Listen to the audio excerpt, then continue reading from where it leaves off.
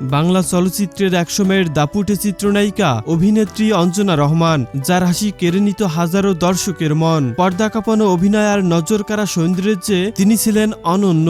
দীর্ঘ ক্যারিয়ারে অসংখ্য হিট সিনেমা উপহার দিয়েছেন, আজও তিনি স্মৃতিতে অমলিন হয়ে আছেন। অঞ্জনা রহমানকে স্বর্ণালী যুগের কিংবদন্তি চিত্রনায়িকা বলা হয়। চলচ্চিত্র জগতে আসার আগে তিনি একজন নৃত্যশিল্পী ছিলেন। অঞ্জনা রহমানের অভিনয় জীবন শুরু হয় 1976 সালে বাবুল চৌধুরী পরিচালিত সেতু চলচ্চিত্র দিয়ে। তবে তার মুক্তিপ্রাপ্ত প্রথম চলচ্চিত্র শামসুদ্দিন টগর পরিচালিত দস্যু বনহুর, যা মুক্তি পায় 1976 সালে। 70, 80, 90 দশকের জনপ্রিয় এই অভিনেত্রী 59 বছর বয়সে পৃথিবীর সফর শেষ করে পরপারে পাড়ি জমান। চলচ্চিত্রে তার অবদানের জন্য জাতীয় চলচ্চিত্র পুরস্কার পেয়েছেন একবার এবং বাচসাস পুরস্কার পেয়েছেন 3 বার। তবে অভিনেত্রী অঞ্জনা রহমান সম্পর্কে আপনার যে কোনো মন্তব্য জানাতে পারেন আমাদের